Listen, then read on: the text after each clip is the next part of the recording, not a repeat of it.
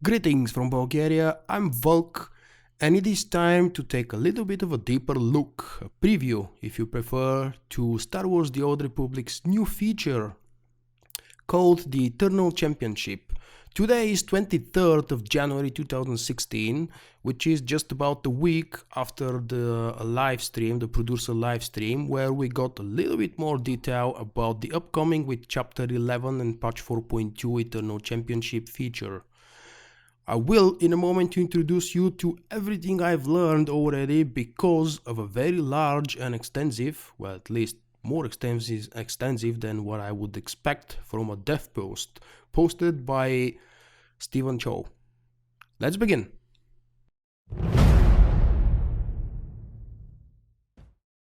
I have an extensive list from developer post made by Stephen Chu or Cho. Apologies, I doubt that he would be listening and watching this video, but I still apologize about probably reading the name wrong in both my attempts. Let's go on and see what the Eternal Championship is going to be, who is it for, and how the developers are planning to implement it into the game. First of all, what is the story behind the Eternal Championship? Everything in this game needs to be around story and about story. The Eternal Championship is the latest trend in entertainment among Zaku's decadent upper class, who happily tour the lower level of their capital to watch their social underlings engage in brutal death matches for torture and glory. That actually reminds me of gladiators. More details regarding the backstory will be revealed next week in the developer livestream with Charles Boyd and probably Eric Musco. Leading up to the launch of Game Update 4.2, we will also post a developer blog about the Eternal Championship. How does the Eternal Championship work? Let's see the mechanics behind this new thing. You start the Eternal Championship by picking up an access mission similar to a flashpoint. You begin at round 1. They didn't mention where we pick it up, but my wild guess would be probably on your ship, or maybe a new terminal on the fleet, or any terminal on the fleet, we'll see. You begin at level 1 or round 1, and then attempt to complete as many rounds as you can, up to a 10 because that's the maximum number. Completing each round will grant you a certain number of common data crystals. Remember, common data crystals are the green ones, the weak ones. After every round, you check in to decide whether you want to continue or cash out. A very popular decision to be made with a whole bunch of live TV shows that I remember from the 90s mostly. The total number of common data crystals you obtain depends on how many rounds you complete. There is no strict information how many will be rewarded per round. You can repeat the Eternal Championship as many times as you wish by picking up the access mission again and again. There are 3 weekly missions to defeat Boss 5, Boss 7 and Boss 10 respectively. Completing each of these will grant you rewards, which will be explained later on. What would be the composition of the fights for each round? Each round consists of a single fight with a boss encounter. In most cases, they will involve ads. Woohoo!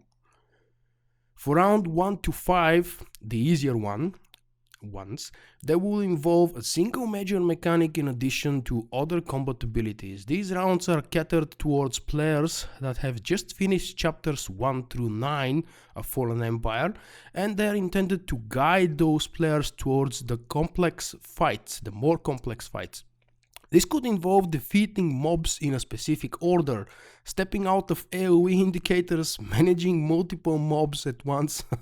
I'm just reading the developer post and I'm laughing here out loud. My apologies about that. Managing multiple mobs at once, interrupting abilities, etc, etc. As you get further into the rounds, you might see a combination of these at the same time. Oh no! The goal is to show these mechanics rather than punish you for failing to deal with them. You will see the impact and cause the fight to take longer. But you won't be one-shotted because of it. Once you step into round 6 and continue on to round 10, the final one, Unsuccessfully defeating or dealing with these mechanics has a more significant impact. Because the Eternal Championship is being catered to a wider audience, we have to strike a balance between being challenging versus frustrating. Hardcore raiders, keep in mind the following sentence is a fun one, hardcore raiders with full 224 gear will most likely not have too much trouble beating these fights. This means we're probably going to roll over and steamroll everything inside the instances. But hopefully they are interesting enough that the consensus is that they are cool to play through. Knowing how low BioWare put the threshold for challenge lately, I'm actually really worried that this thing will probably be doable without a companion. We'll see. I will share my opinion in the end of the video probably.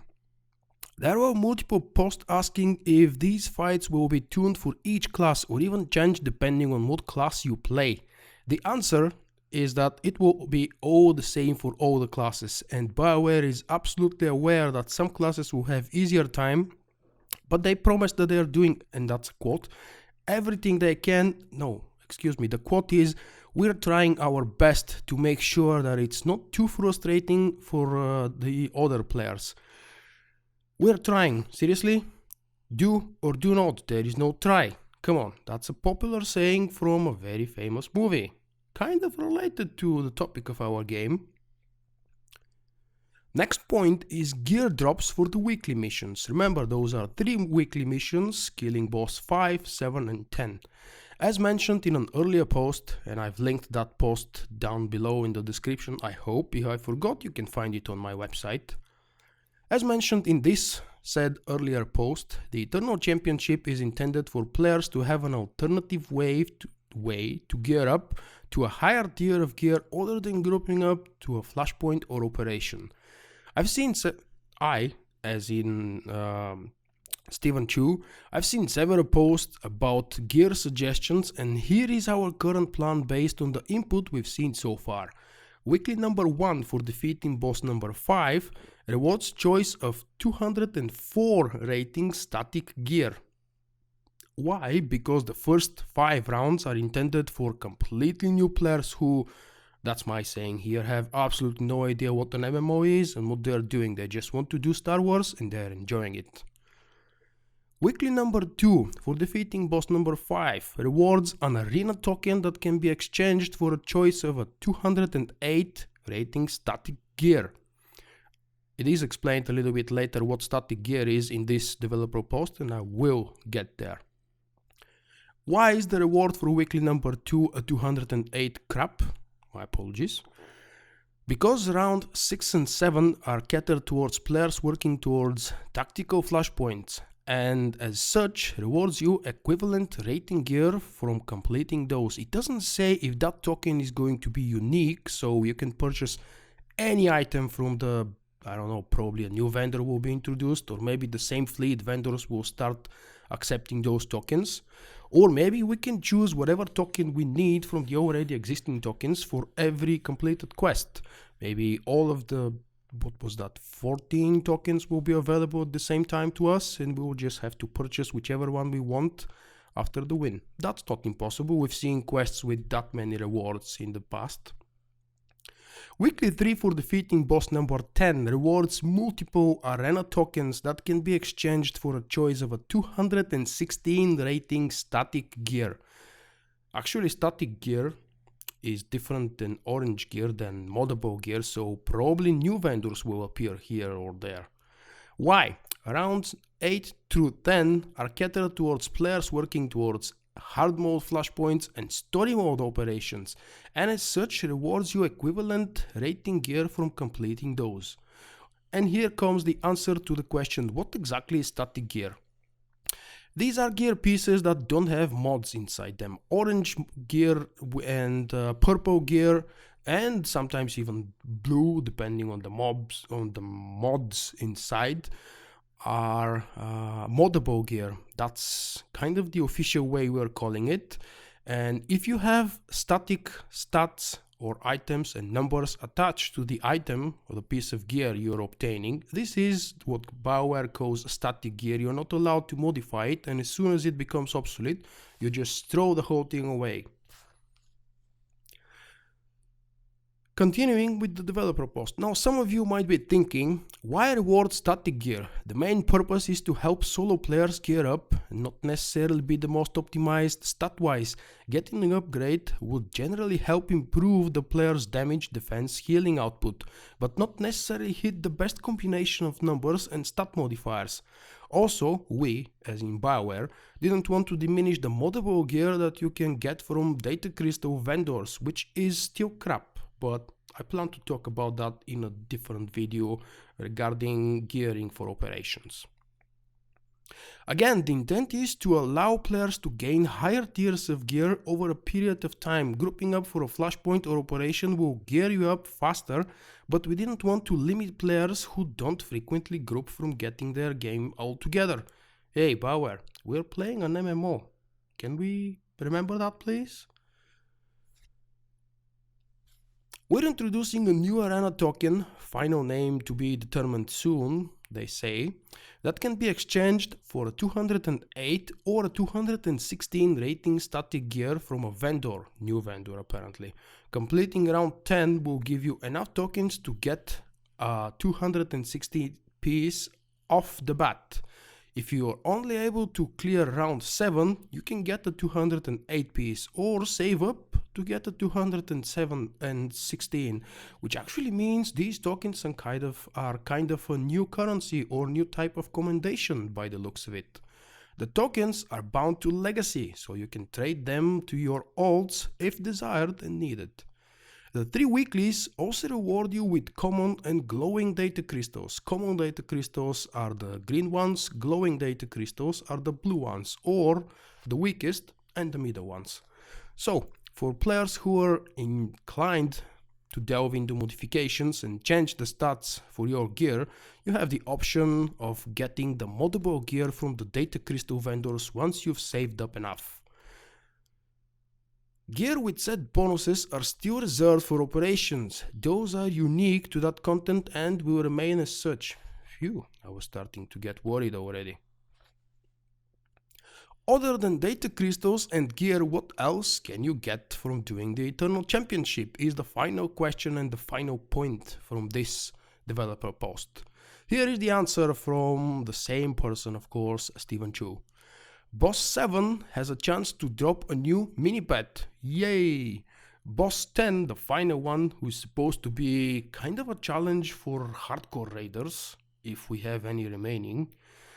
So the boss number 10 has a chance to drop a new mount. New achievements and titles apparently also will appear here and there. There is no information yet where and how they are going to be available. If you have any ideas for achievements or titles, definitely share those, because BioWare does have time until the publish of this brand new feature. This is pretty much it. And after reading the developer post, forgive me, it's not a blog yet, it's just a developer post on the StarWarsTheOldRepublic.com forums. Let's share some opinion. What do you think? What I think? Let me tell you first what I think, and then I will leave you guys to share whatever your thoughts are from the comments down below the video. I think the Eternal Championship is a very interesting idea.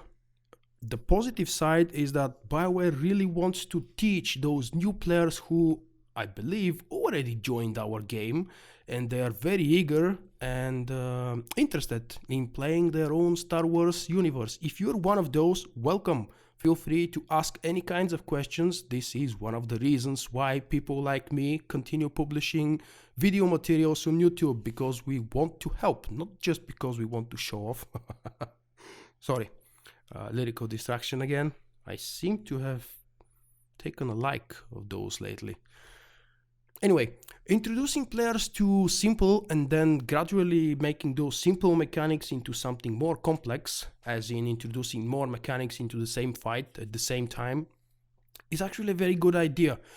I've witnessed more than once, and I don't want to say many times, occasions where a new player is actually a little bit worried, or let's say it plain afraid to try an operation because they don't know the mechanics of the bosses. Even as a DPS, DPS is considered to be the easiest one, the easiest role to learn new mechanics, or maybe healer, because actually healers always do the same. But never mind, let's not get into that topic now. Why do I get distracted all the time and so often? Right, my point was, introducing the new players to the mechanics is a great idea because it's gonna help them, and it's also going to help the other 7 or 15 that will be in the same group. By the way, just earlier today I was watching a live stream on YouTube, someone doing PvP. It's a popular channel, but I had a feeling that this person was playing Star Wars The Old Republic for the very first time, and it was clumsy and weird watching what they were doing in PvP. It's one thing having no clue how to play in the war zone, it's a completely different thing to join at level 10, not have purchased your abilities, as few as they are available. My point is, new people need guidance, and to guide them through this kind of what starts to form as a tutorial in my mind, gradually getting tougher and tougher tutorial until you reach round 10, which is supposed to be a true challenge. And once you passed round 10, let's say you're really ready for operations.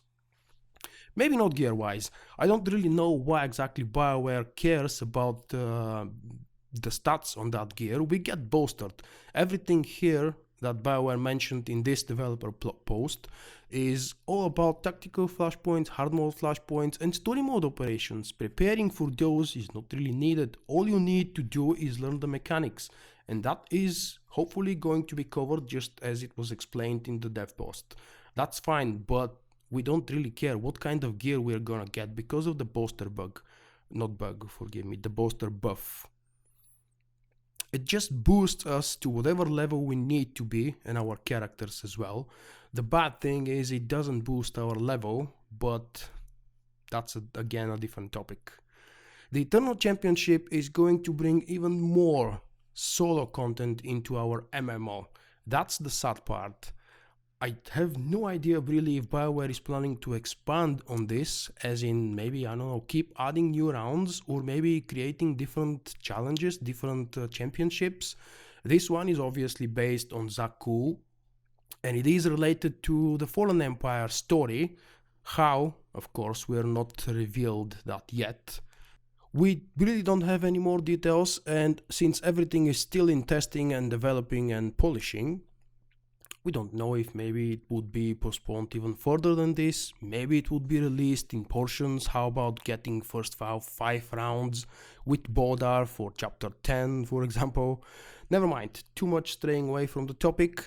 I'm going to cut it off here, and I hope you have enjoyed this video, or actually more like audio, because the video you've been watching has nothing to do with the topic. But since it's a preview, I actually didn't have much to show regarding the Eternal Championship. Thank you guys for enjoying it. Hopefully, if you reached the end, you did enjoy it, I know. Don't forget to throw in that very special like and showing me that you evaluate the effort I put into this Friday night. It's 2:30 AM, time to go sleep. Bye bye.